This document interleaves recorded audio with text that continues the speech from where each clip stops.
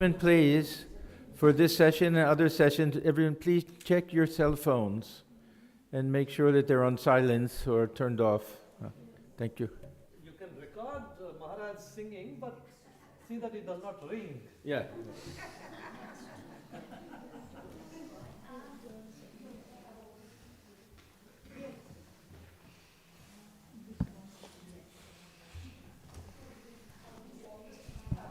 Test.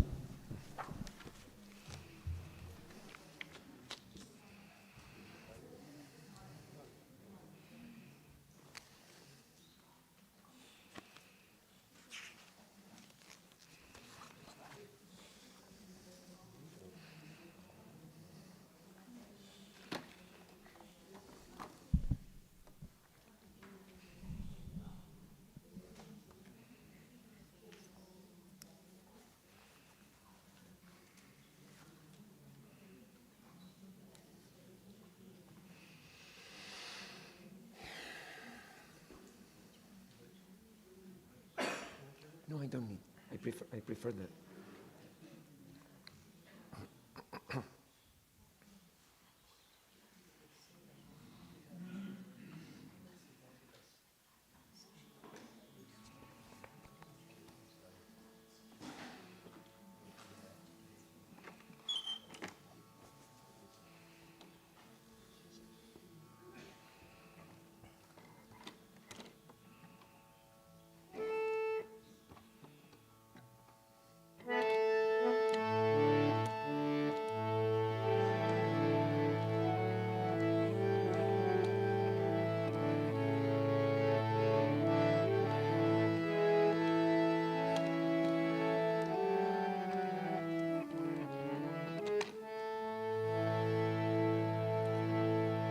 Shiva, Shiva, Shiva, Shiva, Nam Sumaranara,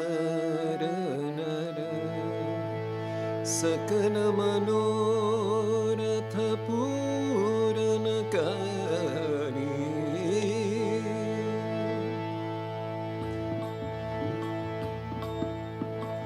Shiva, Shiva, Shiva, Shiva, Nam Sumaranara.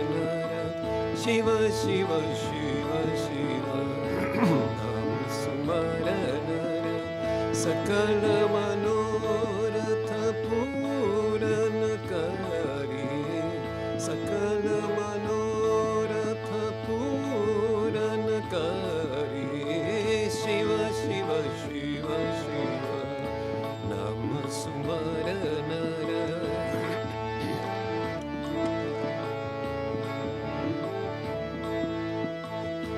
Ravana namaniyo dritha manase, Ravana namaniyo dritha manase, Sakala deva agya siradhari. Ravana namaniyo dritha manase, Sakala deva agya siradhari. Shiva, Shiva, Shiva, Shiva, Nam Sumaranara.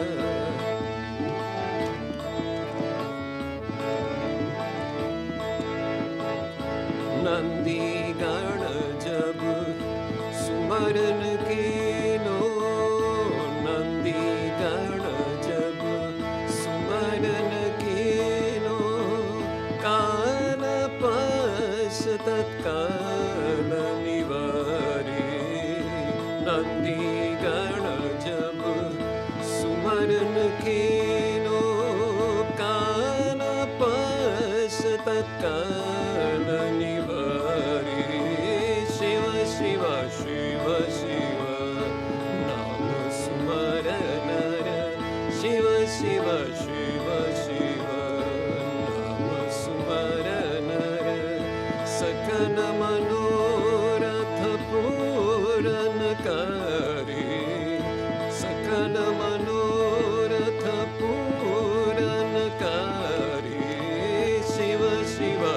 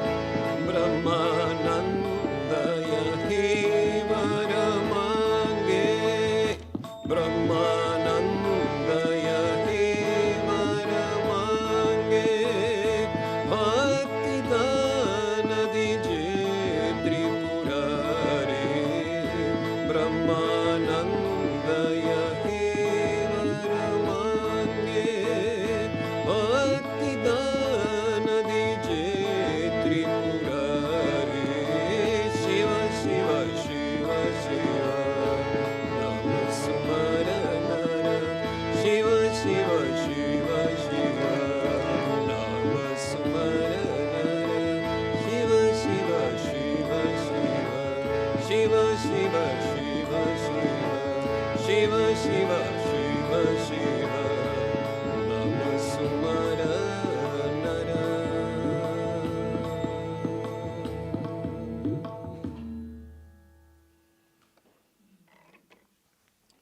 One more.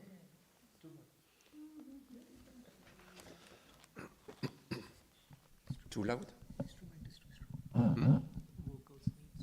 More voice and less tabla? Okay.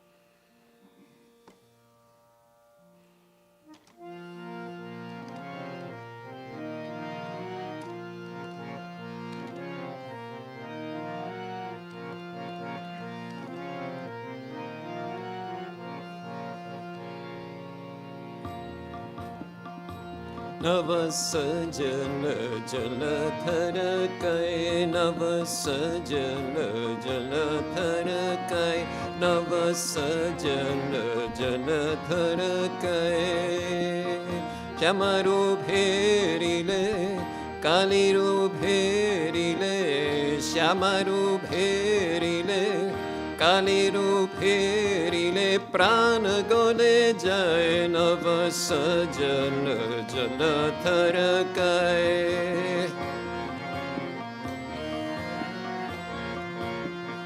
कोपाले सिन्दूर कटिटे घुङ्गुर कोपाले सिन्दूर कटिटे घुङ्गुर रतन नूपुर पाए मायर रतन नूपुर पाए मायर सजल जलधर कै नव सजल जलधर कै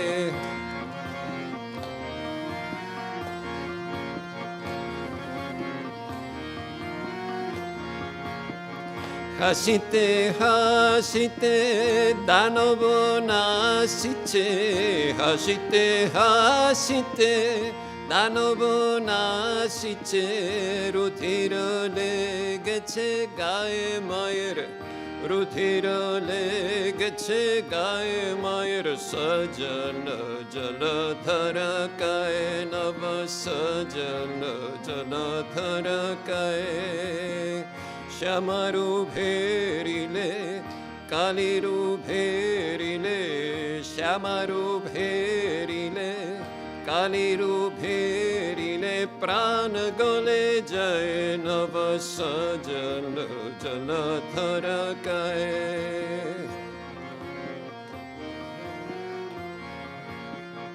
चरण जुगल अति सुशीतल चरण जुगल अति सुशीतल प्रफुल्ल कमल प्राय मोरी प्रफुल्ल कमल प्राय मोरी सजल जलधर कै नव सजल जलधर कै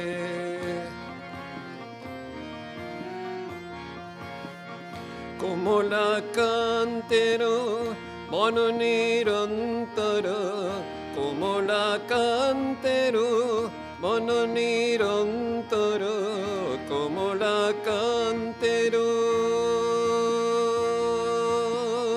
कोमला कांतेरो मन निरंतर कोमला कांतेरो मन निरंतर भ्रमर होइते चाय पदे भ्रमर होइते चाय पदे सजल जलधर काय नभ सजल जलधर काय श्यामारु भेरिले कालीरु भेरिले श्यामारु भेरिले कालीरु भेरिले प्राण गले जय नभ सजल जलधर काय नभ सजल जलधर काय नभ सजल जलधर काय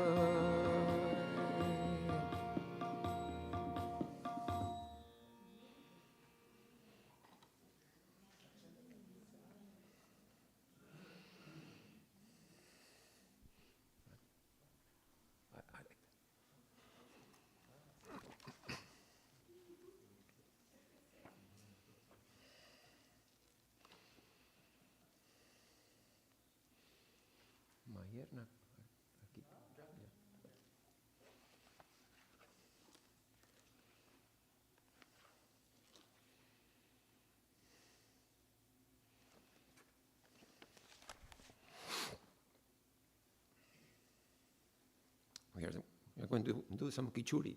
This is on Rama. So,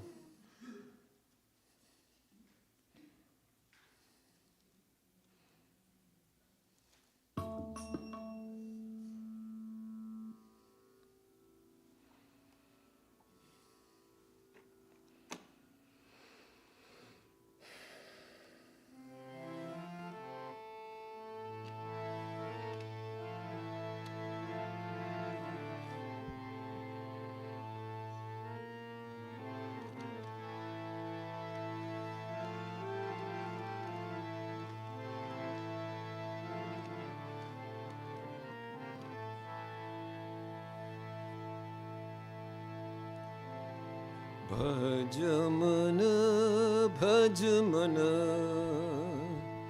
Ram चरण सुखदाई भजमन भजमन राम चरण सुखदाई राम चरण सुखदाई भजमन राम चरण सुखदाई भजमन भजमन भजमन राम चरण सुखदाई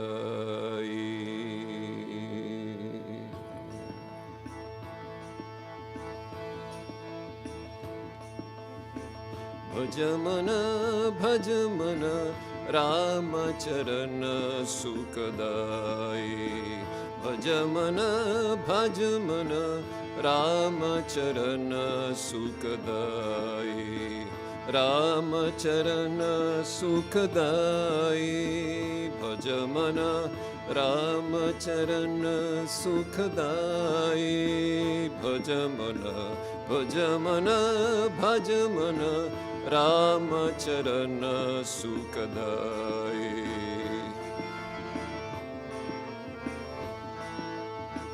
जिहि चरण निसे निकसी सुरसरी शंकर जटा समाई जट शंकरी नाम पढ़्यो है त्रिभुवन तारनाई भजमन भजमन भजमन राम चरण सुखदाई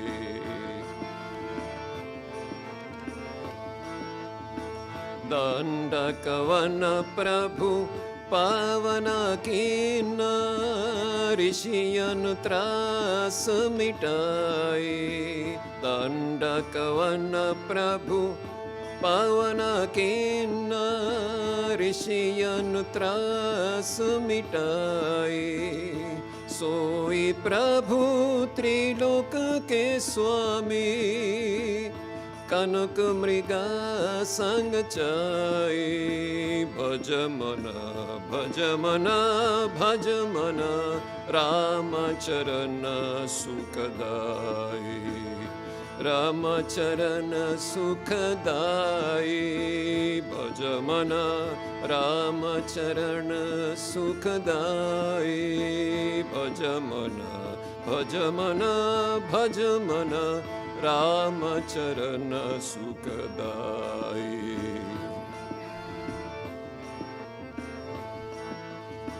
कपि सुग्रीव बधु भय व्याकुल तिनि जाई छात्र फिराई रिपु कनुज विभीषण निशिचर परसत लंका पाए भज मन राम चरण सुखदाई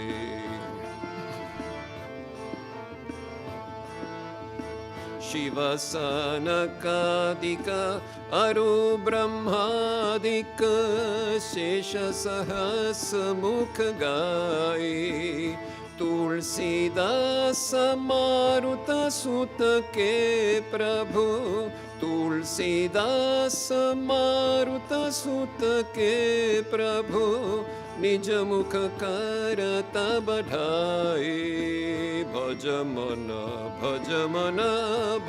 मन राम चरण सुखदाई राम चरण सुखदाई भज मन राम चरण सुखदाई भज मन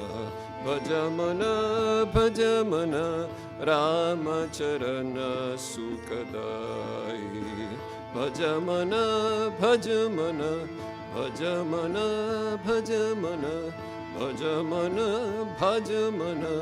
राम चरण सुखदाई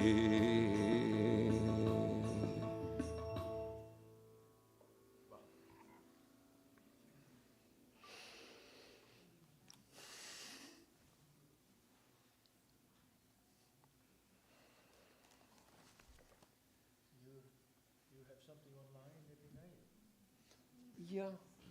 You can follow every night he sings for a half hour, something like that. Yeah, most days 5 to 5. Let me think. 5:30 to 6. 5:30 to 6, and what is the link for that? Well, we have our YouTube channel. YouTube channel, St. Louis Center. Yeah. YouTube channel, you can hear him every day. Yeah, it's called Arati. Arati. Ah, so On our YouTube channel. Arati.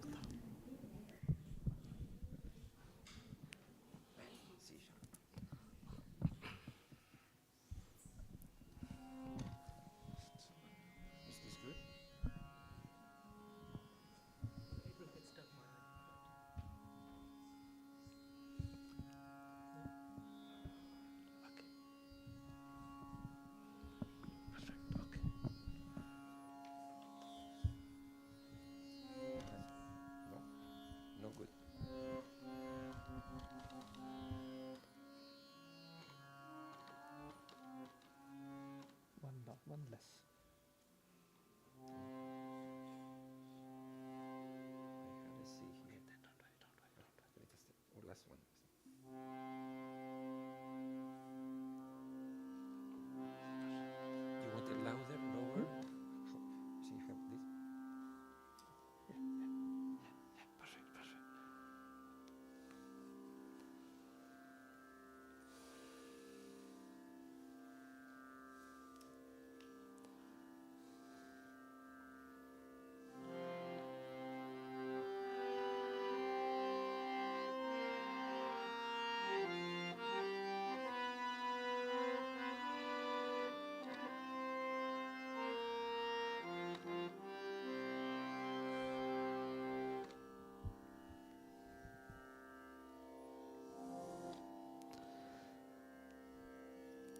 Gaurang Ardhang on Shiva.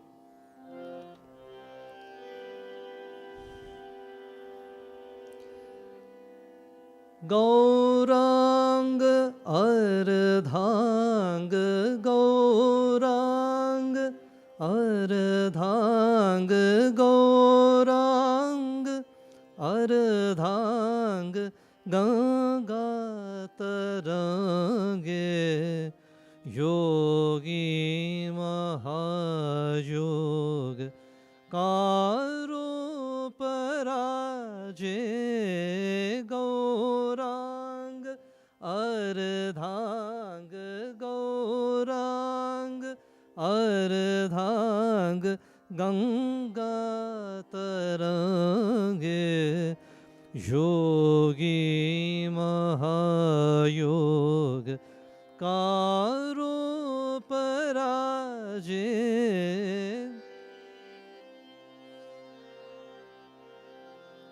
Baghachal Mundamal, Baghachal Mundamal, Shashi Bhal Karatal, Baghachal Mundamal, Shashi Bhal Karatal, Tadek Dimi Dimik, Dimi Damaro Baje, Gaurang Ardhang, Gaurang Ardhang, Ganga Tarange, Jogi Mahajog, Karo Paraje, Gaurang.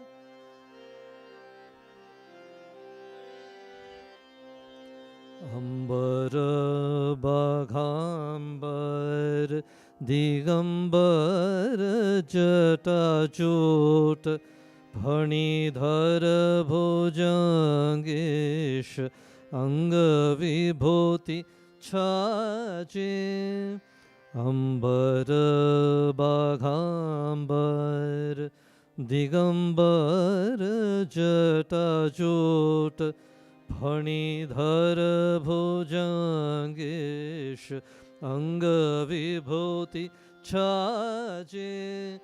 Vani Vilasatu, Vani Vilasatu, Dhata Vidhata, Vani Vilasatu, Dhata Vidhata, Jata Sakal Dukha, Jata Sakal Dukha, Sadashiva Viraje, Gaurang Ardhang, Gaurang Ardhang, Ganga Tarange, Yogi Mahayog, Karo Paraje, Gaurang Ardhang, Gaurang Ardhang.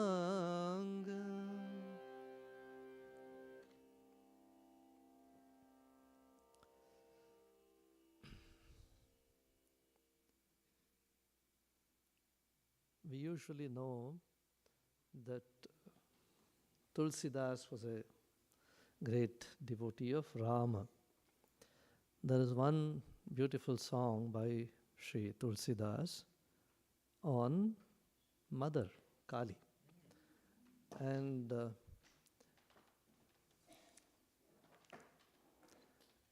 in the song, in the last line, Sri Tulsidas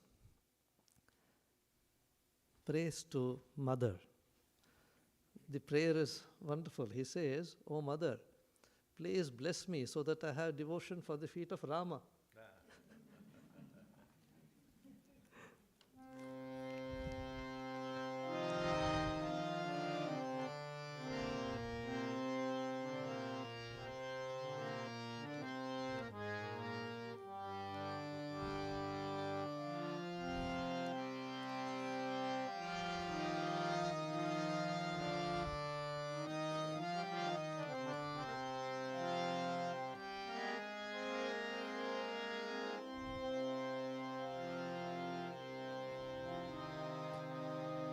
जय जय जग जननी देवी जय जय जग जननी देवी सुर नर मुनि असुर सेवी सुर नर मुनि असुर सेवी भुक्ति मुक्तिदायिनी भय हरणी कालिका जय जय जग जननी देवी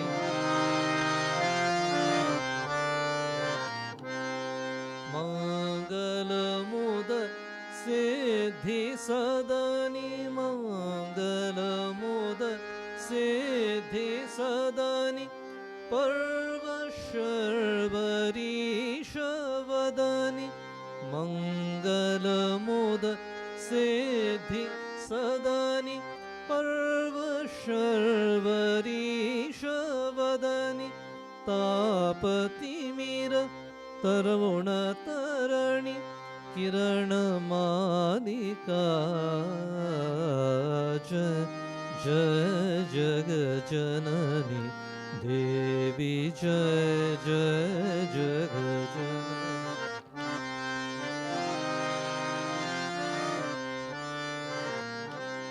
वर्म चर्म कर कृपाण शूल शैल धनुष बाण वर्म चर्म कर कृपाण शूल शैल धनुष बाण धरणि दलनि दानव दल रण करालिका पूतना पिशाच प्रेत पूतना पिशाच प्रेत डाकिनी शाकिनी समेत पूतना पिशाच प्रेत डाकिनी शाकिनी समेत भूत ग्रह विताल खग मृगाली जालिका जय जय जग जननी देवी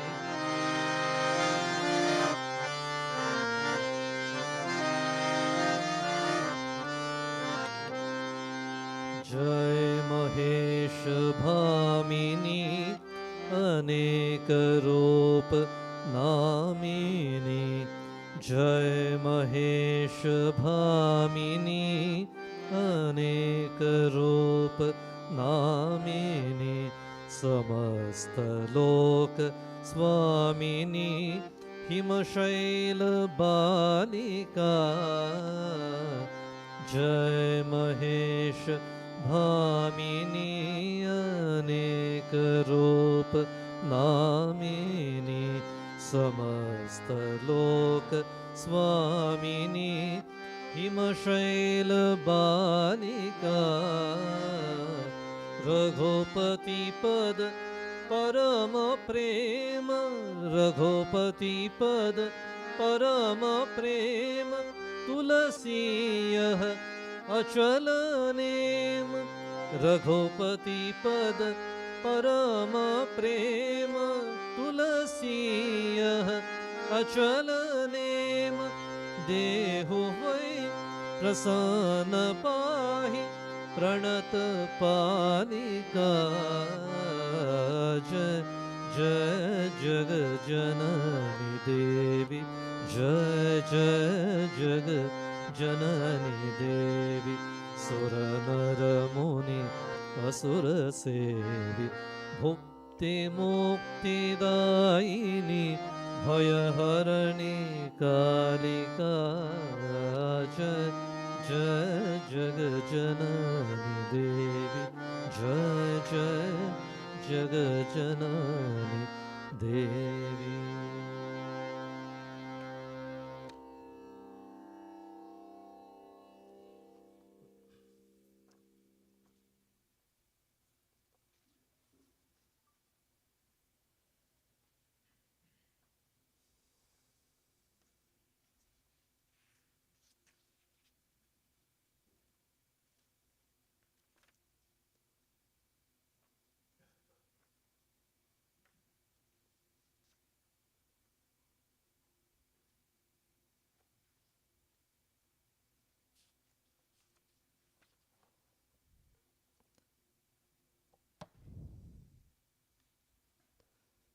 This is a song on Sri Ramakrishna in Sanskrit.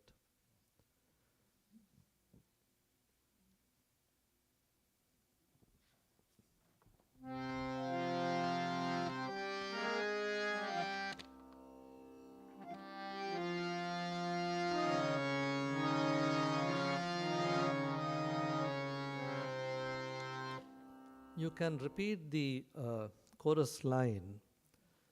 Sri Ramakrishnam Shirasa Namami. I bow down to Sri Ramakrishna with my feet, with my head touched down. Okay, with my head. Mama Ramakrishnam Manasa Smarami. My Ramakrishna, I think about him in my mind. Okay?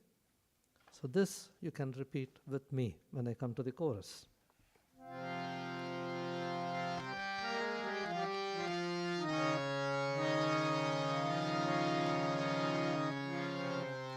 Sri Ramakrishnam Shirasa Namami Mama Ramakrishnam Manasa Smarami Sri Ramakrishnam Shirasa Namami Mama Ramakrishnam Manasa Smarami Sri Ramakrishnam Shirasa Namami Mama Ramakrishnam Manasa Smarami Dina Mandaram Daridryaharanam Dina Mandaram Daridryaharanam Jagadisha Dhiram Charanaravindam Sri Ramakrishnam Shirasa Namami Mama Ramakrishnam Manasa Smarami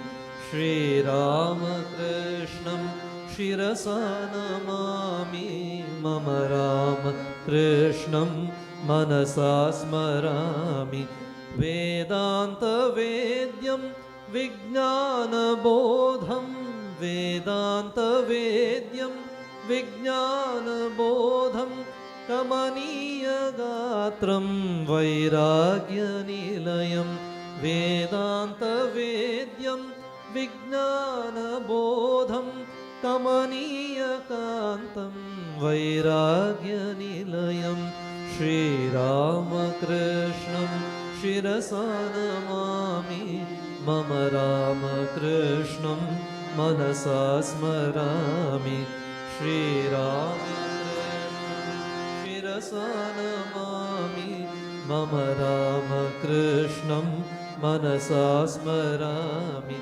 Brahmadi Vinutam Bhavamukti Hetum Brahmadi Vinutam Bhavamukti Hetum Pratyaksha Daivam Shresthavataram Sri Ramakrishnam Shirasa Namami Mama Ramakrishnam Manasa Smarami Sri Ramakrishnam Shirasa Namami Mama Ramakrishnam Manasa Smarami Vande Bhavesham Bhavaroga Vaidyam Vande Bhavesham Bhavaroga Vaidyam Tameva Vande Bhuvi Ramakrishnam Vande Bhavesham Bhavaroga Vaidyam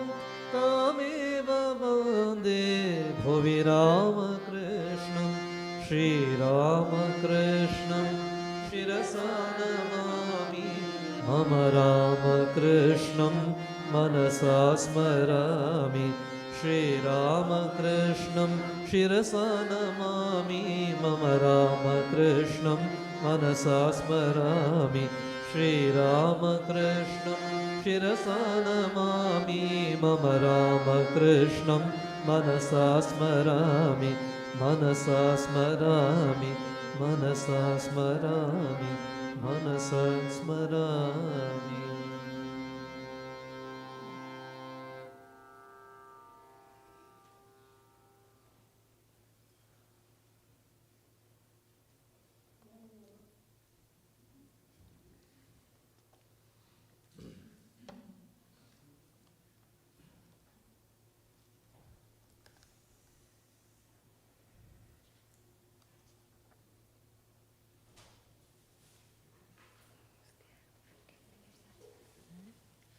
song, a simple song on Holy Mother Sharda Devi.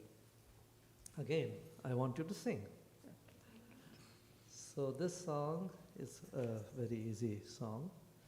Sharade, Jaya Sharade, Karuna Rupini Sharade, Matra Rupini Sharade, Jagat Mata Sharade, Veda Mata Sharade.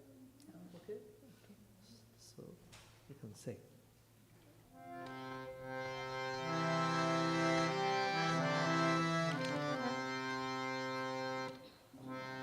Same scale.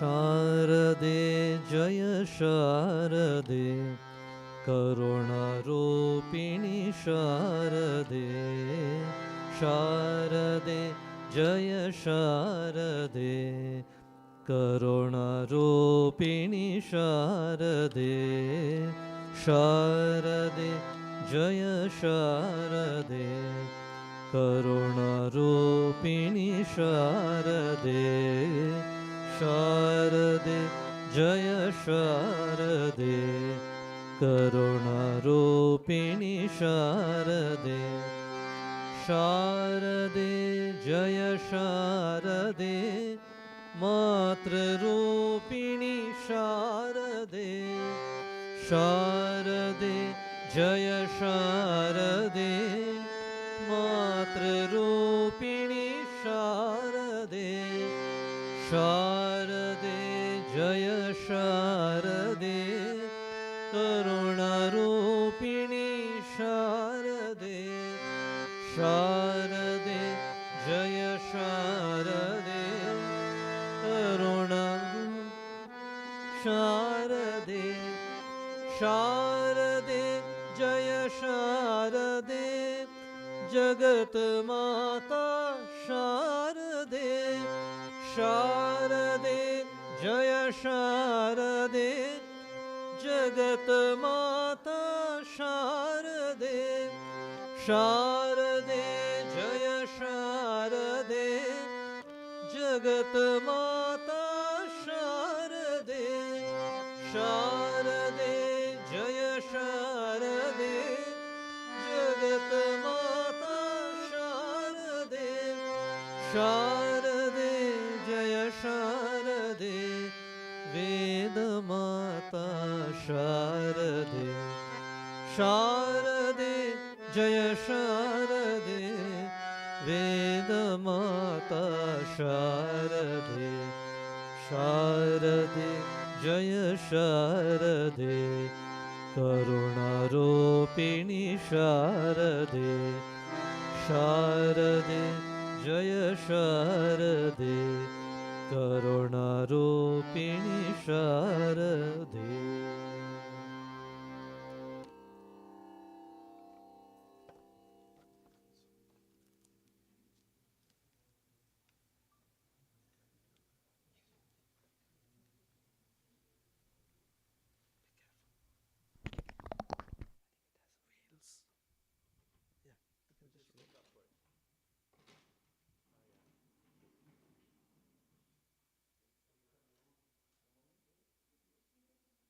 Oh, they already have a harmonium. No. We can keep it. We can keep it here.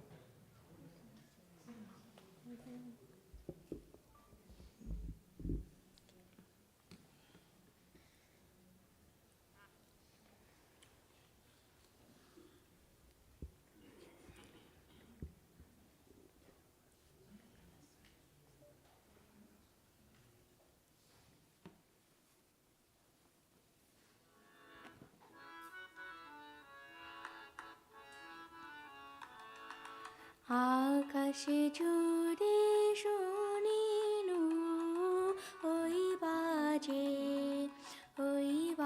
বাজে আকাশে জুড়ে শুনিনু ওই বাজে তোমারি নাম সকল তারার মাঝে ওই বাজে আকাশে জুড়ে শুনিনু ওই বাজে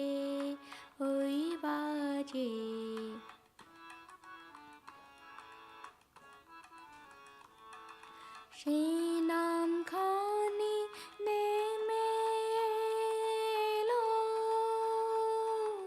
ভুয়ে কখন আমলালাতিল ছুঁয়ে সেই নাম খানি নেমে এলো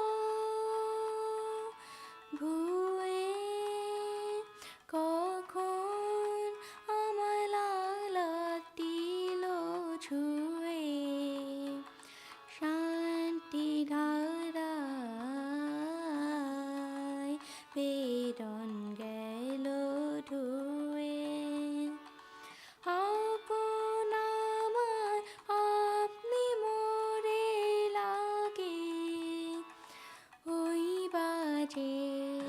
ওই বাজে আকাশে জুড়ে শুনিনু ওই বাজে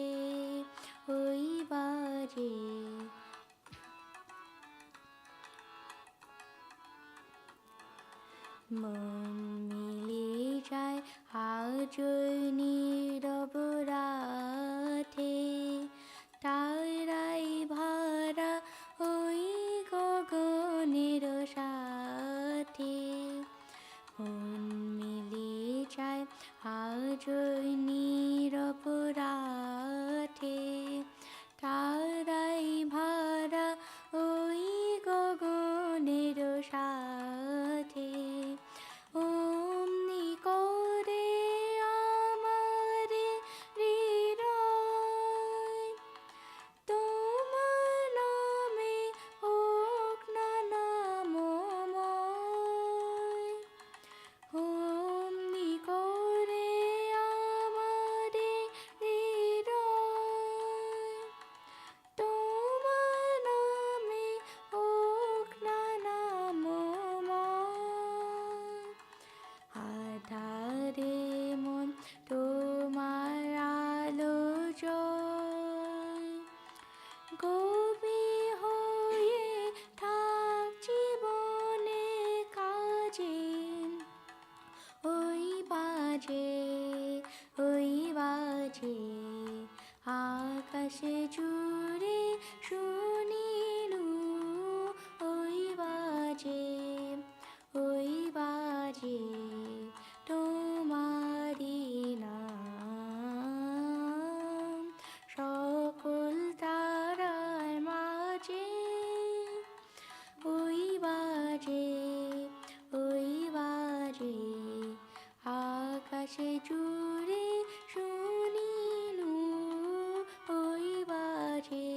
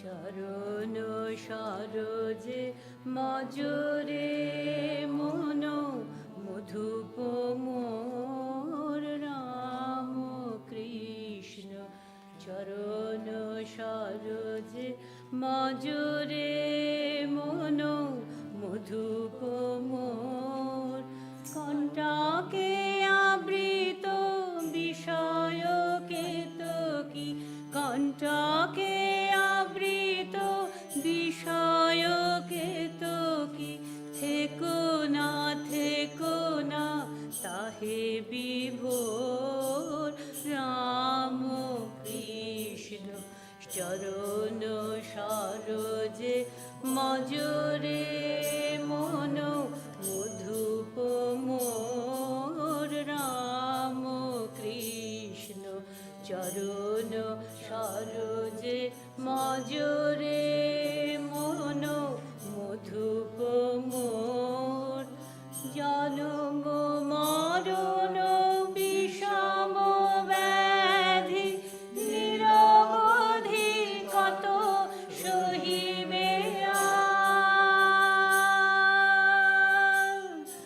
জনম মরণ বিষম ব্যাধি নিরবধি কত সহিবে আর প্রেম পীযুষ প্রিয়রে শ্রীপদে প্রেম পীযুষ প্রিয়রে শ্রীপদে ভাবেরি যাতনা রবে না তোর রাম কৃষ্ণ চরণ সরোজে মজরে মন মধুপ মোর রাম কৃষ্ণ চরণ সরোজে মজরে মন মধুপ মোর ধর্মাধর্ম সুখ দুঃখ শান্তি জ্বালা দ্বন্দ্ব খেলা মাঝে নিস্তার ধর্মাধর্ম সুখ দুঃখ শান্তি জ্বালা দ্বন্দ্ব খেলা মাঝে নাহি নিস্তার জ্ঞান কৃপানে পরম যতনে জ্ঞান কৃপানে পরম যতনে কাটরে কাটরে করম ডোর রাম কৃষ্ণ চরণ সরোজে মজরে মন মধুপ মোর রাম কৃষ্ণ চরণ সরোজে মজরে মন মধুপ মোর রাম কৃষ্ণ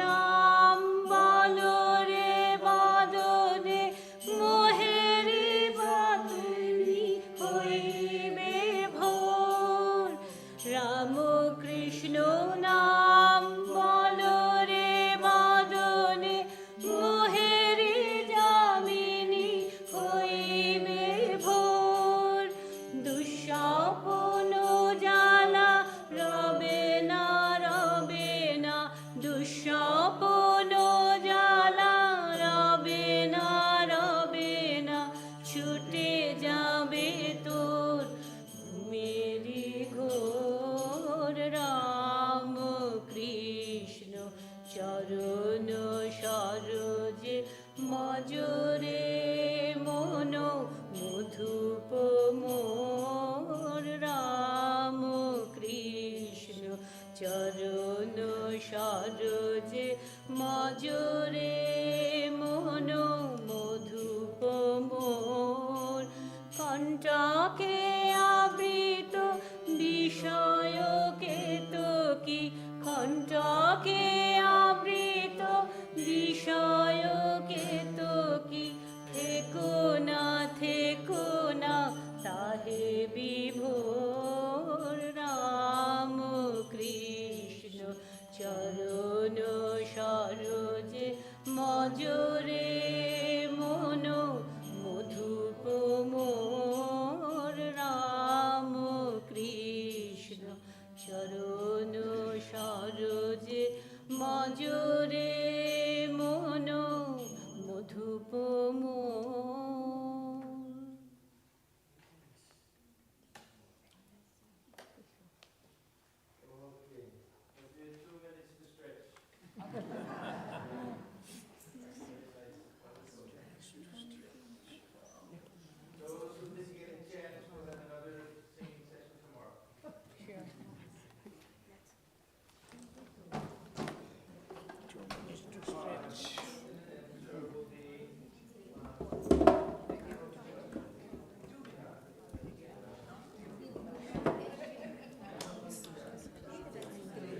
কি হচ্ছে? No, that's okay. আমি সরিয়ে দিয়েছি, তুমি বলো নি।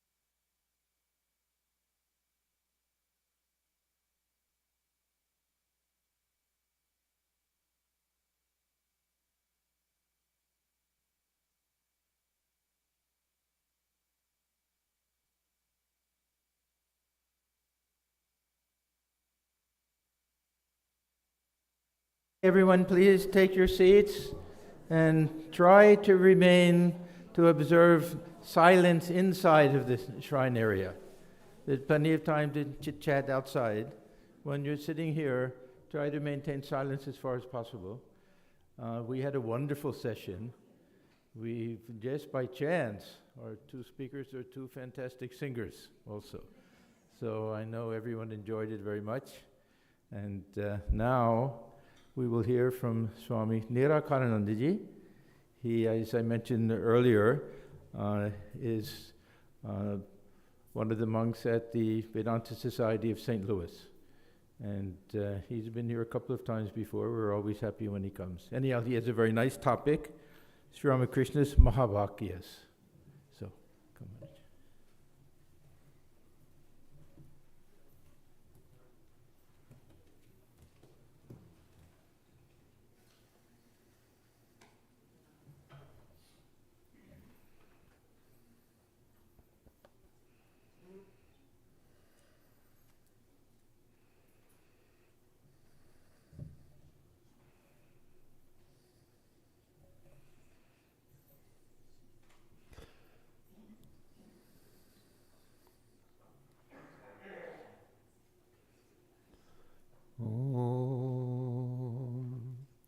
Sthapakaya cha dharmasya sarva swarupine avatara varisthaya Ramakrishnaya te namaha.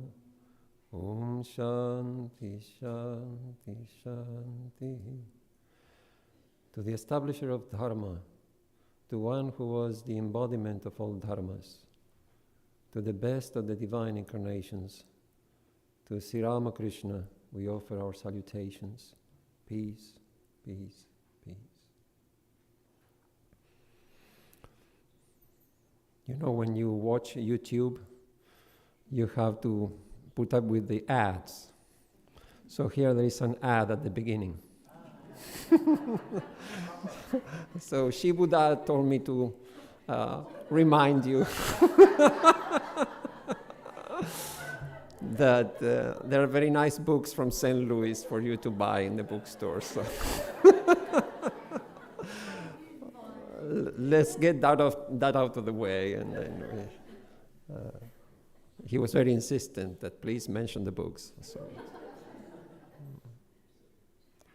you know, this is a challenging time after lunch, and it has been a long morning already. Everybody enjoyed, but the capacity to absorb decreases with the passing of time.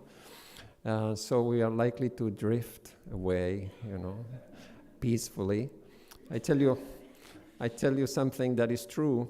When I first joined the order as a young brahmachari, the Swami told me, on Sundays, you sit at the back of the lecture hall and you record the lecture. So my job was those old cassette tapes, you know, record. So you press and you record. So it's very straightforward duty.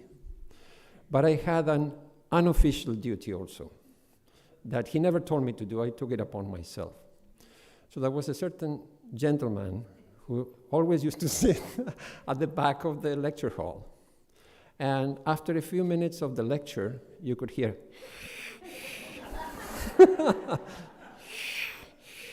Now, you have two options. You can let it go on, or you can stop him.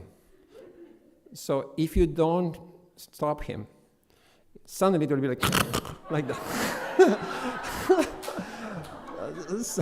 So it was very loud and very sudden. So as soon as I heard, it was pretty, you could predict it will happen. So as soon as I heard it like that, I tapped him and he was okay then. So I hope we don't have a need to do that here. Okay, so, all right. All right.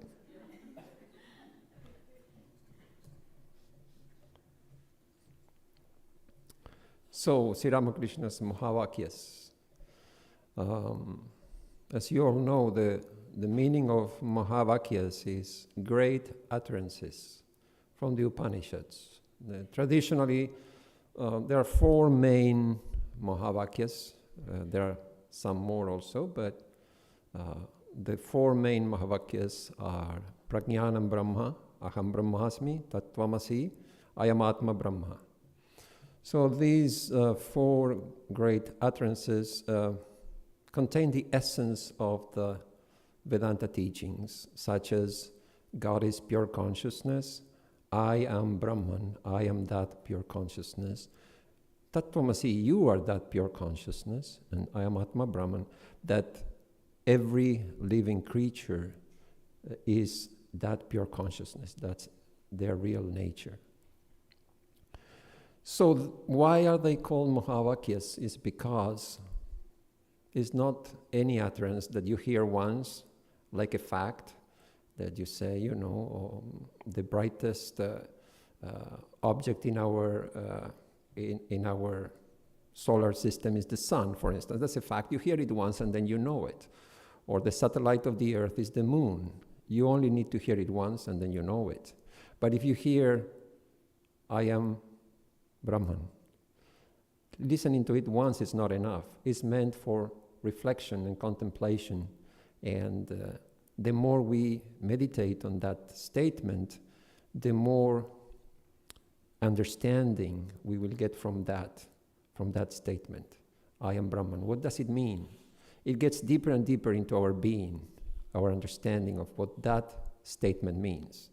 So, Sri Ramakrishna's Mahavakyas is something similar. He had some apparently very simple utterances that yet contain a very deep meaning. And the more we meditate on them, the more we realize what he meant by that. When you first come to Vedanta, you hear Sri Ramakrishna say, God alone is real and the world isn't real. And you're a young person perhaps, and you think, no, the world is very real. And where is God? But anyway, Sri Ramakrishna said it, and we are devotees, so we believe it. With the passing of the years, our understanding grows. We read the gospel again. And Sri Ramakrishna said, the world isn't real. And with all the experience we have accumulated, we realize that, the world isn't real. And God is real. That's the only thing that really stays with us. Sri Ramakrishna used to say that we are in the Kali Yuga. It's a Puranic concept that there are 4 yugas, 4 ages. The Kali Yuga is the age of darkness, of untruth, and selfishness and unrest. So Sri Ramakrishna said, this is the Kali Yuga. We are in the dark age. Now, somebody explained it very nicely, this concept of the yugas. The first yuga is the Satya Yuga, is the age of truth and light. So the example given is that the gods and the demons, they lived in their respective worlds. The gods were in heaven and the demons in the nether regions, and there was peace on earth. Satya Yuga. Then comes Treta Yuga. That means there is more darkness, more unrest. The gods and the demons, they have come to this world. And the example given is Rama in Ayodhya and Ravana in Lanka. So there is conflict. There is things going on. Though there's some distance between them, but they're in the same world. So there is more unrest, more unhappiness in the world, more darkness. Then comes Dwapara Yuga. There is still more unrest, more conflict. And the example given is Krishna and Duryodhana. The gods and the demons, they are in the same family. So there is constant quarreling and worrying. They are warring over the same kingdom. There is constant friction, constant unrest. And finally we come to the Kali Yuga. And the gods and the demons are in the same person. So what can we expect from the Kali Yuga? Constant unrest, constant struggle, constant conflict, because These divine qualities are within us.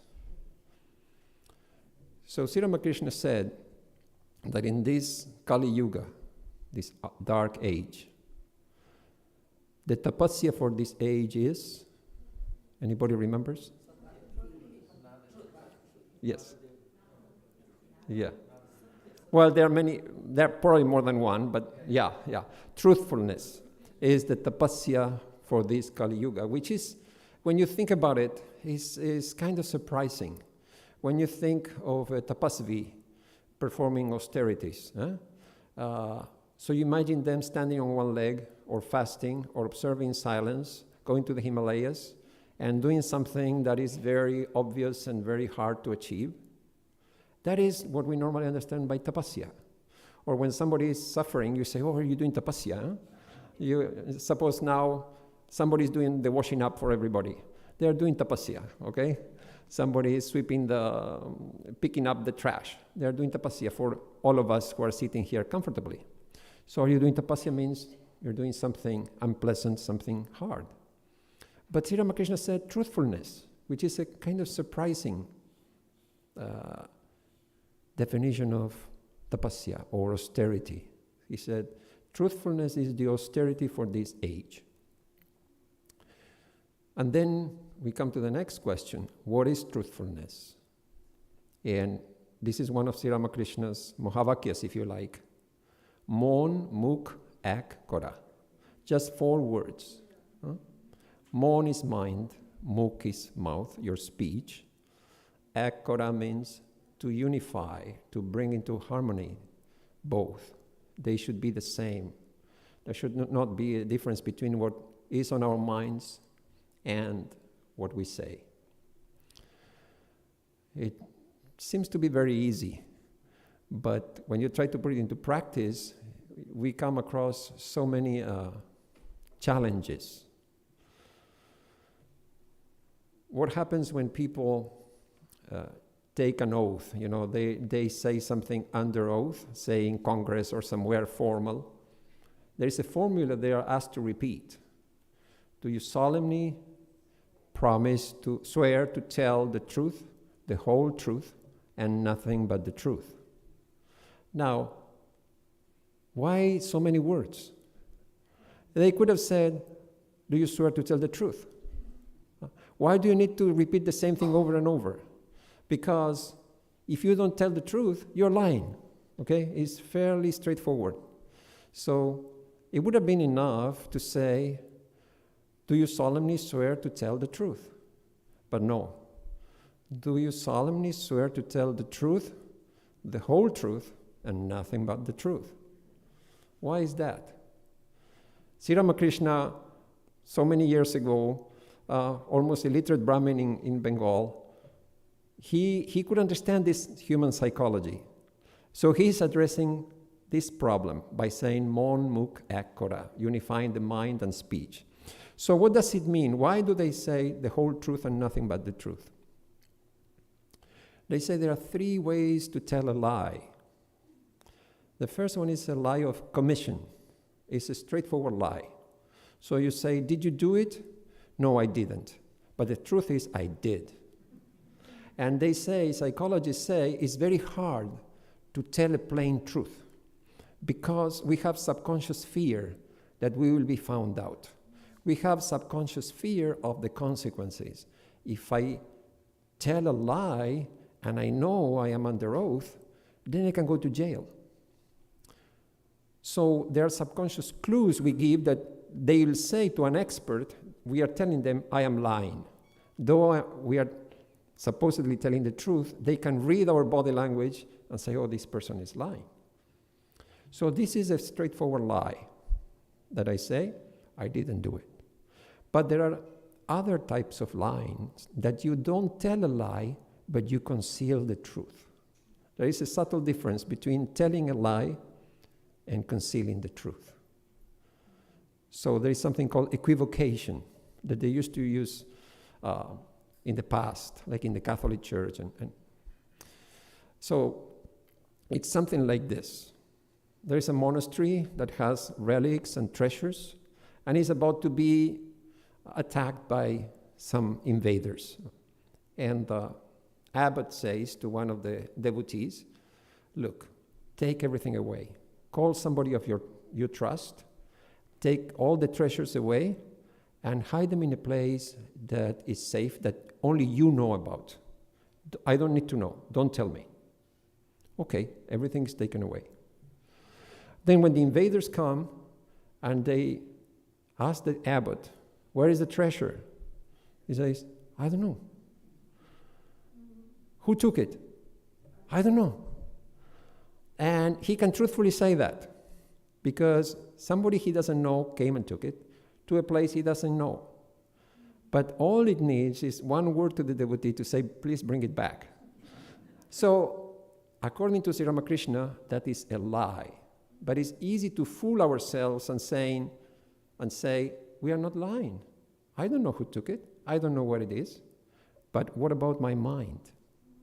I know there is a way to get back to it. And what this guy wants is to get back to it. So this is equivocation. There is a story from St. Francis' life. A thief was being pursued by a mob. They're going to kill him. In the old days, that was kind of justice. There was not much refined kind of justice. So the mob was chasing the thief, and they were going to kill him. And St. Francis was standing there at the crossroads, and the thief went left, and then the mob came to St. Francis and asked him, which way did he go? St. Francis looked to the right and said, oh, he went in that direction.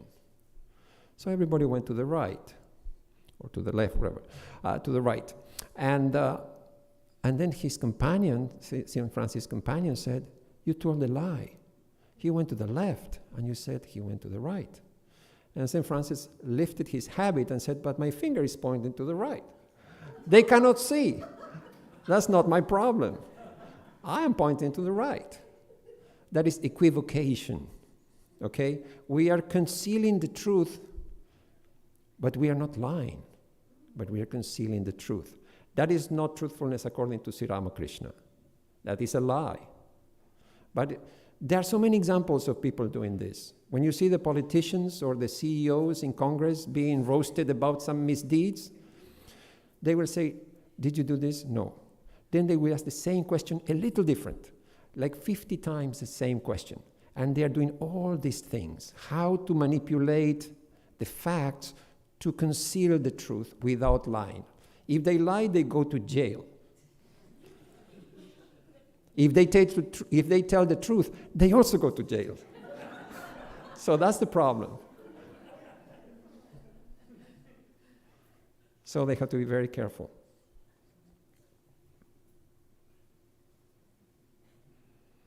And the third type of deception is a lie of, they call it lie of influence. That means we are trying to deceive by saying something to distract. For instance, somebody asks somebody that, did you steal the cookies? So it's a straightforward question. Did you steal the cookies? And the person says, you know I don't like sweets. Why do you ask me that question? Now, he's not saying no. He's saying, you know I don't like sweets. How can you ask me that question? That is a kind of deception. You are turning their attention away from the question. The answer is yes or no. That is the answer. So you see, all these things, you cannot do all these things when you follow Sri Ramakrishna's definition of truthfulness. What is truthfulness? Mon muk acre. But we deceive ourselves when we do all these things. And it's very common. Now, Sri Ramakrishna was an avatar. He could practice this. When he met one aristocrat, let me see the name, Saurindra Tagore. He was called the Raja. And captain took Sri Ramakrishna to meet this aristocrat. And Sri Ramakrishna, as soon as he met him, he said, I'm sorry, but I won't be able to call you Raja because I will be telling a lie. Now, that's not very polite, I'm sure he didn't appreciate it, the aristocrat. But it was true. The British used to confer these titles to collaborators. So you're a king now because you collaborate with the British Raj. Sri Ramakrishna could see through that. So he said, I could never call you a Raja. It's not truth. It's not true. So he was an avatar. He could do that. But for us, it's difficult in our day-to-day life to say exactly what we think. And there are practical issues. You say, to give you an example, in polite society here in the West, people will ask, how are you? And they want to hear from you, I'm fine. That's the correct answer. And any other answer will prompt other questions for which they may not have time or interest. So if you say, I am not well, then they have to stop in their tracks. Okay, what's wrong? And then they start rolling the eyes like, oh, you know. Next time they see you from a distance, they will go the other way. So the correct answer is, I'm fine. And it's a convention. We say we're fine because we don't want to be a burden to anybody. So even if I am not fine, we'll say, I'm fine. Are you lying? Well, yes and no. It doesn't really matter. You see, we have to use our common sense. But strictly speaking, it's not true. If I am depressed, if I am ill, the right answer is, I'm not fine. You know, in India, I have come across, it's a cultural difference. And in India, people say, Mon kharab, sharir kharab. I'm depressed. I am sick. And it's like, okay, what's wrong? And you exchange a few words and okay, you move on. It's like, it's accepted. It's a different approach, okay? Here it's like, you have to be fine. Please be fine. Please.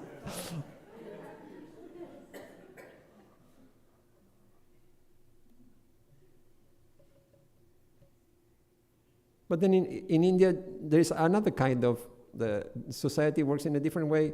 Like for instance, here we say, I'll be there 5 o'clock. It'll be 5 o'clock. So in India, say 5 o'clock, anything is possible. So be prepared. So these are cultural differences, you see. So what are we to do? How are we going to follow Sri Ramakrishna's teaching of Mon Muk Akora? One criteria is, if we feel that we have to somehow not be wholly faithful to truthfulness, who will benefit from it? Who will benefit from my not telling the full truth? That is one way to analyze whether it is right or wrong. Am I going to save a life? Then it's okay. But am I going to benefit myself? Then it's not okay. So I think that is one way to try to put it into practice. Who is going to benefit from this digression from truth? If it cannot be helped, at least it should be for the greater good, you know. If out of kindness we have to say something that is not fully true, that's okay. We are being kind. Sometimes being kind is better than being truthful.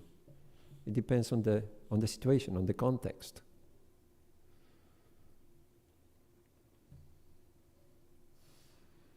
And Sri Ramakrishna also gives us some leeway. He says somewhere in the Gospel that there are 4 things you have to be careful about. One is a dog that comes barking at you. One is a bull that comes charging at you. One is a drunkard that somehow is displeased with you.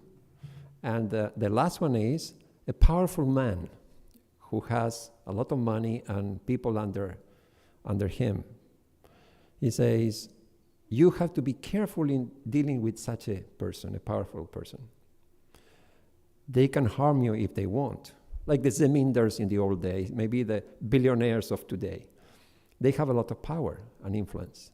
But then the important point he makes is, at the end he says, you may have to agree to what they say. That's not truthful. If you have to agree to what a powerful man says because he could harm you. So the point is that Sri Ramakrishna gives us some flexibility. If something is going to harm me, if something is going to endanger me, well, what is a little lie instead of losing my life or being harmed, you know? So we have to use our common sense. Sri Ramakrishna has given us a little leeway that is not like black and white. You have to analyze the situation and act accordingly. I'm reminded of a joke about this truthfulness. So there was a person who was looking for a job, and he saw an ad, and he applied, and he got an interview.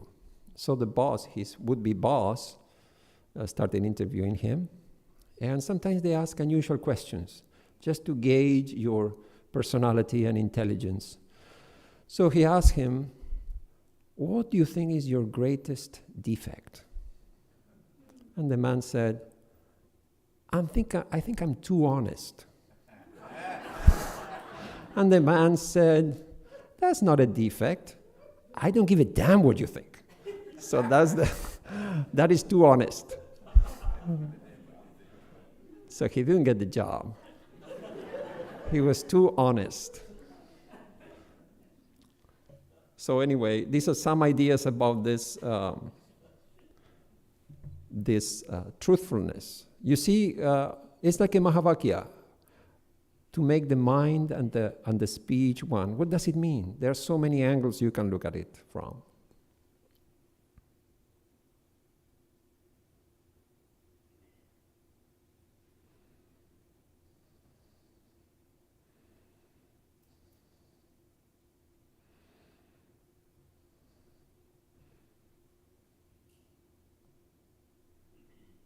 Another thing he said that we all have heard again and again is Kamini, Kanchani, Maya. Maya is nothing but lust and greed. And again, he could have said so many other things. You know, Maya, there are so many ways that Maya manifests itself. But then when you analyze human history and all the drama that has happened over the centuries and millennia, what has been the driving force? All the wars and everything, it has been these two things, betrayal between spouses and wars over resources and money and gold and all that. So really, he's going to the heart of the problem. What is holding us back from God? You know, you may like, I don't know, to have a fancy car, and you may like to eat well, but at the root of it all is this desire to enjoy, to find pleasure in this world. And the security that possessions give us to have that life of enjoyment. So Sri Ramakrishna said, there is yoga and there is bhoga. There is union with God and there is enjoyment. And there are two different paths. But at the same time, he didn't say you have to have no joy in life.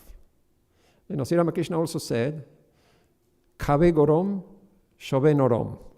Now, it's not a Mahavakya, mind you. It means, Kave gorom means you will eat warm, hot, nice food. Don't eat cold, stale food. Eat pleasant food. And shobe norom means lie on a soft bed. You don't need to lie on the floor. These kind of austerities don't mean much. So, he said, Kamini Kanchan Maya, that is true. But he also said, Kave gorom, shobe norom. Sleep on a comfortable bed and eat nice food.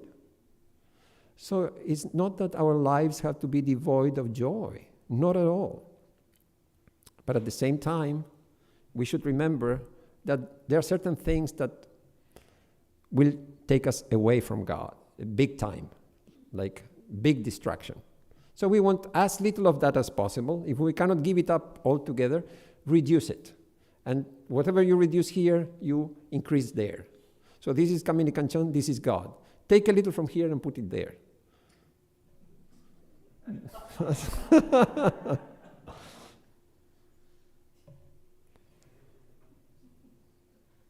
So when Sri Ramakrishna says yoga and bhoga, bhoga is the desire to enjoy. And we all have that hardwired in us.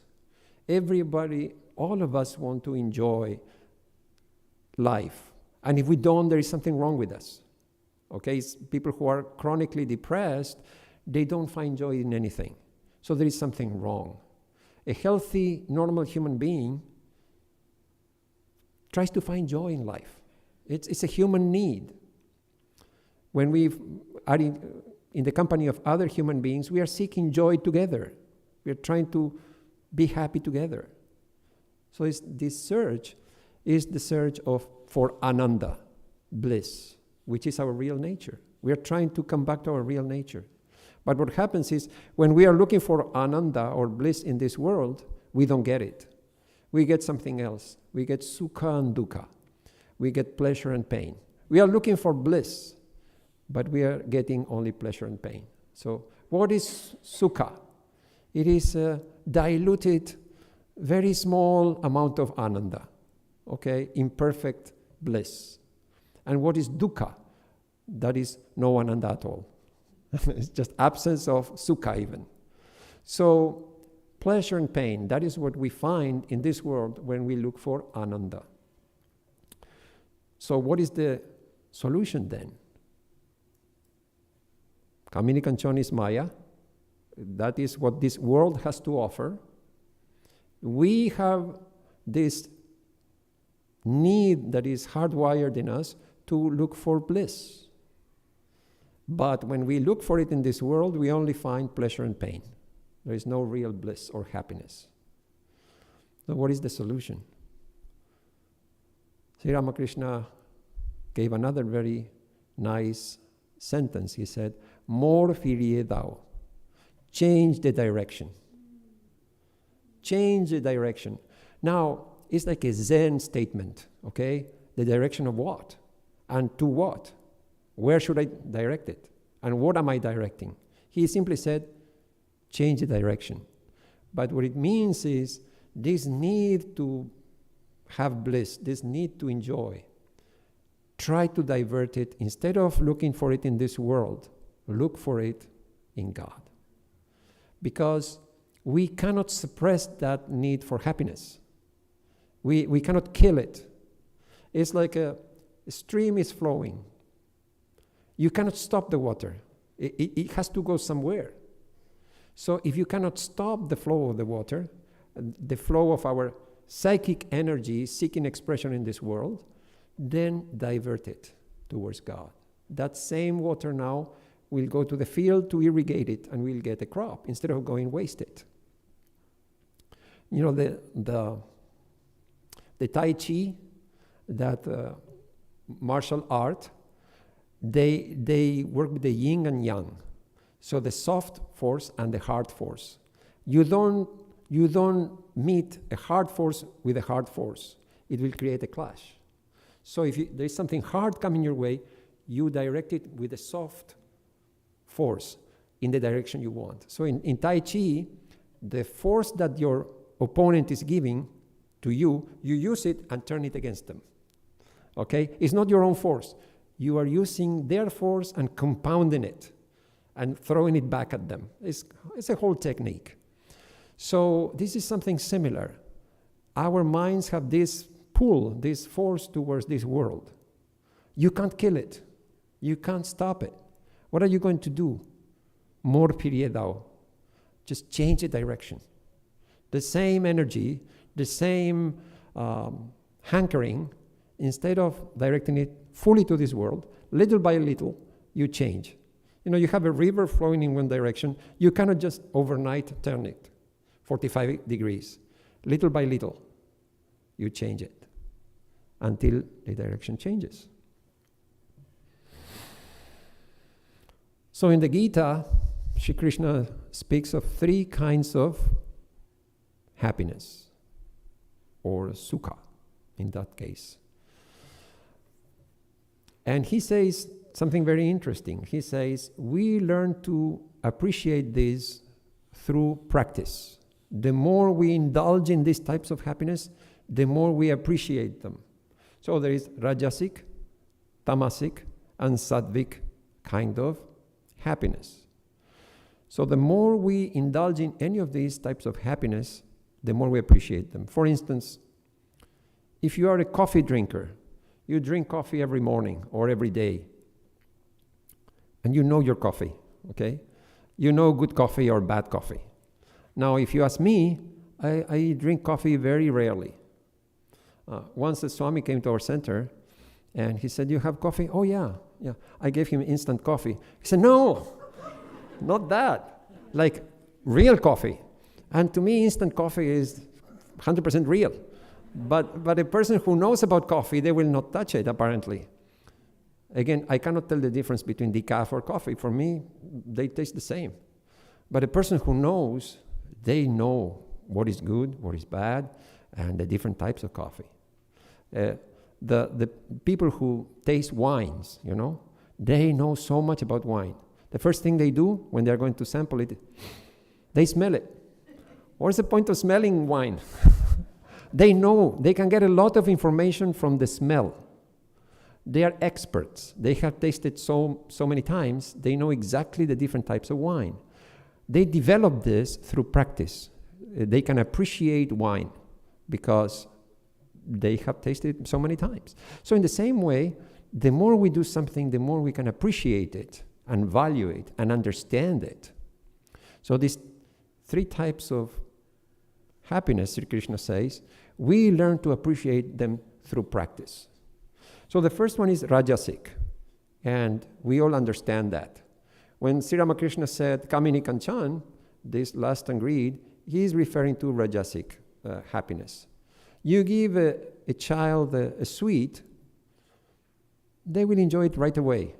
You don't have to train them and teach them, this is how you enjoy a sweet. You give them a sweet, a small child, they put it in the mouth and they want more. No training required, nothing. So it is natural for us to enjoy rajasic things. Anything that comes from the senses, sense experience, we can enjoy. There's no problem. That is rajasic. It ends in suffering, okay? We have a piece of cake and it tastes very good. Then we have 2 pieces and still good.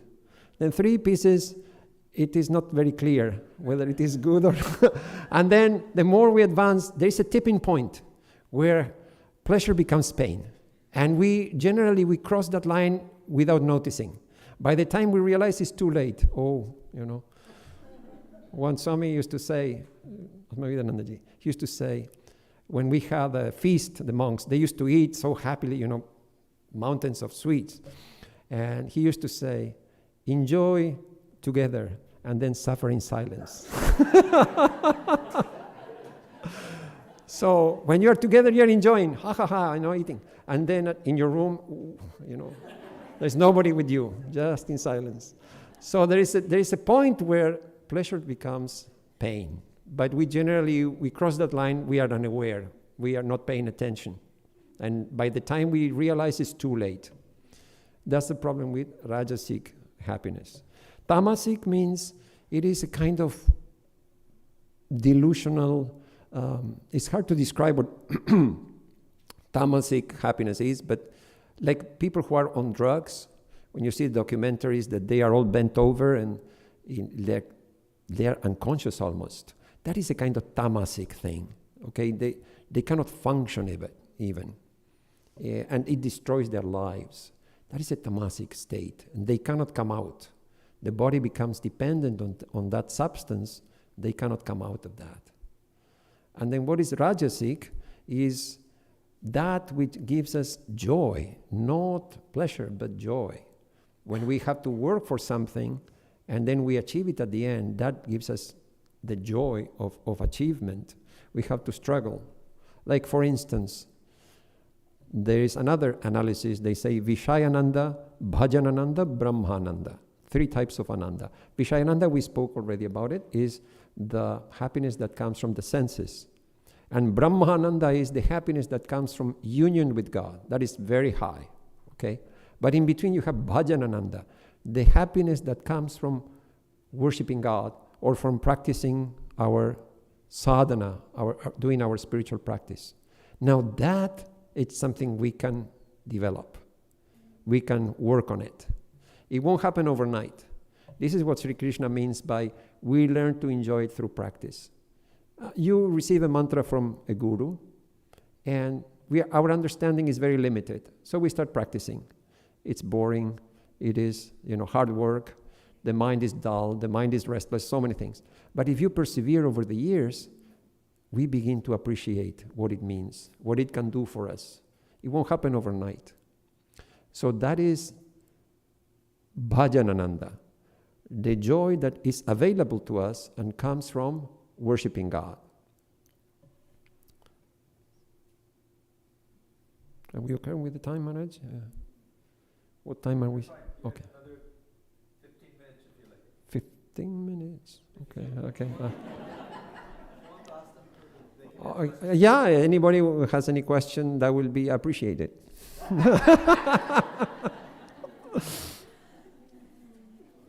Yes. Okay. So, what I understood in this color yuga, within ourselves we have the negative and positive. But even if you are able to control, you see that more in your own children. Sibling rivalry, jealousy, competition. So how do you get over that or teach them, and if they are adults? Did everybody hear the question? No? Okay. So the Kali Yuga, we have these opposing forces within us, good and evil. But she asks, what are we to do with our children when we see them? We may be okay ourselves, but we see them struggling with these things, jealousy. Is that correct? How can we teach them about this? Well, unfortunately, today's kids, they are not very receptive to teaching. In the old days, people used to listen to their parents, but society has changed so much. It's a different society, and everybody's confused. The children are confused, and the parents are confused. They don't know what to do. Honestly, my answer is I don't know. I don't know what you can do. I think the best thing we can do is give the example. And, somewhat you could connect to this is Bhavanath once asked Sri Ramakrishna, when I have a conflict with somebody, I feel very bad because I feel that in that case I cannot love everybody. Okay? What am I to do when there is some conflict with somebody? And Sri Ramakrishna answered, well, try to reason with them, talk to them, and try to explain to them and reason with them to make it up. But if they refuse to listen, then forget about it and think of God and pray to God. What can you do? So Sri Ramakrishna says, there's no point in getting obsessed about somebody liking us or somebody understanding when they don't want to. Suppose you love somebody. You cannot force them to love you. Okay? You can try to treat them in such a way that they will love you. But then it's up to them. However loving you may be, if they don't want to love you, they won't. So, but we should try. We should be loving. And then it's up to them. So at some point we have to give up. Even with our own children, what are we going to give up? Our attachment, our expectations. Because sooner or later we'll have to learn the lesson that I came alone and I'm going alone. And my children will go on fine without me in this world. So in the end, that is the lesson we all have to learn. That each one has to find their own path.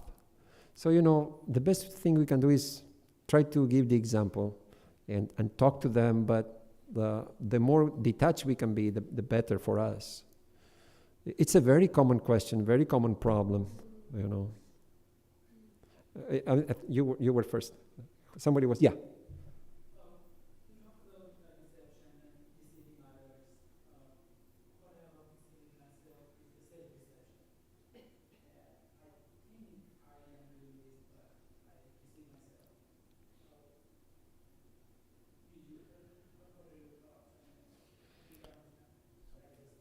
Did everybody hear the question?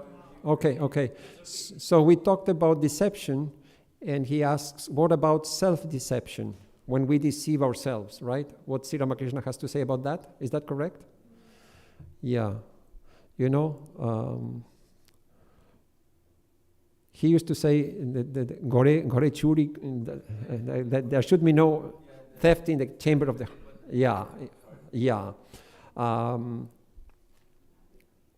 So, he didn't like hypocrisy, but there is a difference between hypocrisy and self-deception. Hypocrisy seems to be like something that there is some deliberate effort behind that, whereas self-deception, it often happens that we are, it's a psychological blind spot that we may not be aware of. It's not that we want to deceive ourselves, but through weakness, through immaturity, whatever it be, we end up deceiving ourselves because the option is too unpleasant. The truth is too unpleasant. The truth is too harsh for us. So we deceive ourselves. But it's not that we want to. It's like a defense mechanism that, okay, I better deny reality and invent my own reality.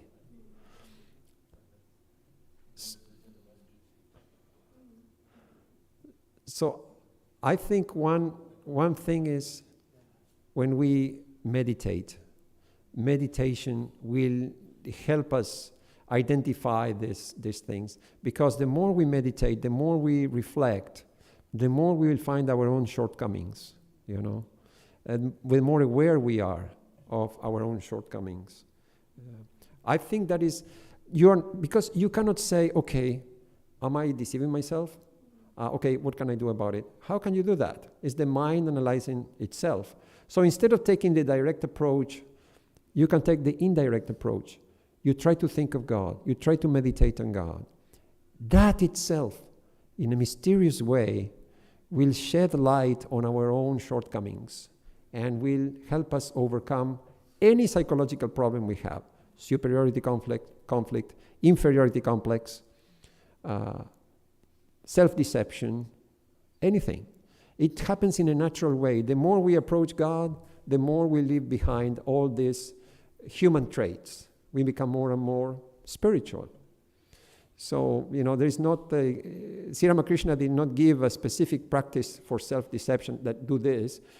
I think it is, as we grow spiritually, we solve these problems somehow.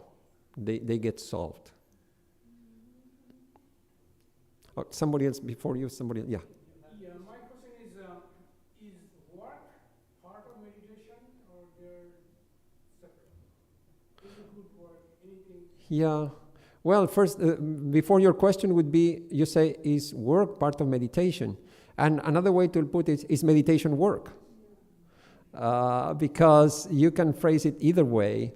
Meditation is work because we are sitting there repeating, we are passing time. It's a mental activity, and we have to keep our body straight. That's a physical activity. It is work.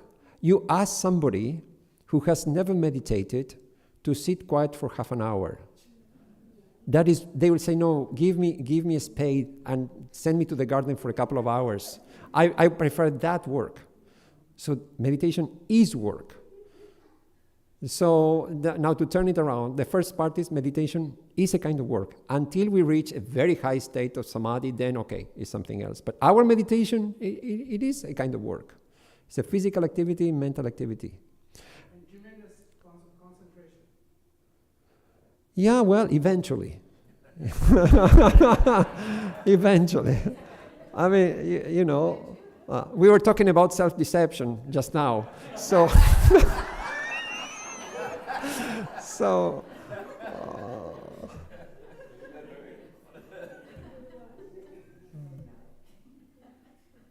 Usha. I just like that when you come to retirement community, the old people don't say how are you feeling. Say, nice to see you. Yes. We'll never say how are you feeling. 1 hour stand there with everything. Yes. Nice to see you. Mm-hmm. That's a good one. Anybody else? Yeah. How do we become fearless? Well, like in Vedanta, there is no one way. There are so many ways to become fearless. each Swami will give you a different answer because we all have our own personalities and our own perspectives. To me, it's all connected. Becoming fearless and becoming spiritual and becoming selfless, it all goes together. So to me, again, I don't start out thinking how I become fearless. I just want to go towards God, and somehow along the way you become fearless. You don't know how. So again, it's like the answer would be, from my humble understanding, is become spiritual, and then you become fearless. Now there is another kind of fearlessness that people who are not spiritual, but they have that trait in them, that they are born fearless. There are such people. They are not afraid to die. For their country, they will give up their lives. They will not hesitate once. They may be terminally ill. They are not believers in anything, but they say, I'm ready to go. My life is over. I have seen such people. They are not afraid. It is a trait that they have. They don't have fear. But, we are talking about the common fear that we all have, fear of death. And I think the solution is, the more spiritual we are, the more this confidence will grow in us that somehow we'll be okay. Somehow we'll be okay. It doesn't matter what happens. If we have that feeling that something is looking after me, somewhere somebody is looking after me, and that will be okay, then what fear do you have? Whatever good or bad may happen, if the ending is good, we go through the bad, no problem. Sure. When I meditate, how do I know whether I dozed off or I had a real meditation? Actually, that's a very easy question. I think as we progress spiritually and in meditation, our proficiency, we at least we have a feeling of our minds. My mind is dull today. My mind is restless today. So I sit for meditation and I find, today is sleepy, okay? So first of all, you identify how the mind is doing. It's not that you are doing it consciously. It becomes a subconscious kind of, when you sit in your car, you turn it on and there is a sound. And what is that? You were not paying attention, but there is some sound coming. You pay attention. So in the same way, you sit for meditation, the mind is sleepy today. It just hits you that today is sleepy. So you have to be extra careful that I shouldn't fall asleep. When we were in training center, there was a joke about the 3 stages of meditation. So the first stage of meditation is Aham Brahmasmi. I am Brahman, straight. The second stage of meditation is Tattvamasi. Tattvamasi. You are that. And the third stage is Sharanagati. So I surrender. So don't worry, if you doze, you're just surrendering.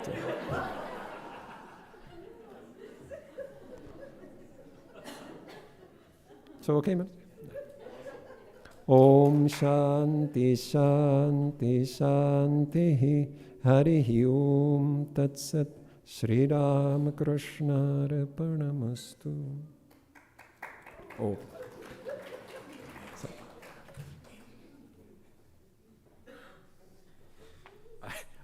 I was reminded of 3 stories. They're all related and they're very short. And they're all things that Swami Swahananda used to say.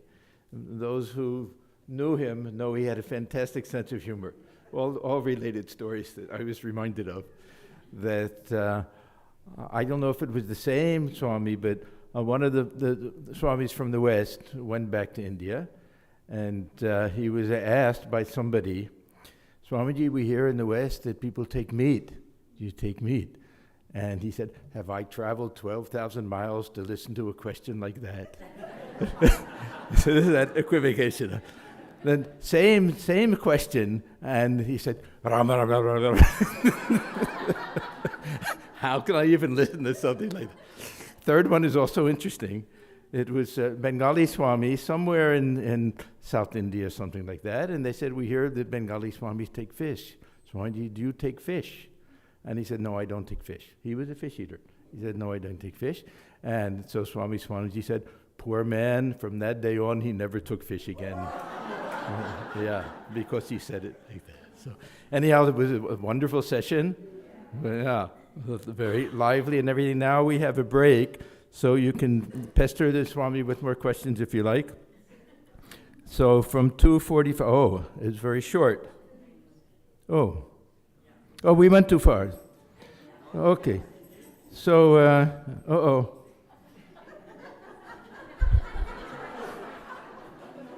I think we need at least a 10-minute break, 15-minute break, huh? Then we'll just push things back a little bit, because we can do that. So now we'll have a 15-minute tea coffee break. Everyone quickly go to the basement and have a cup of something. Yeah, good.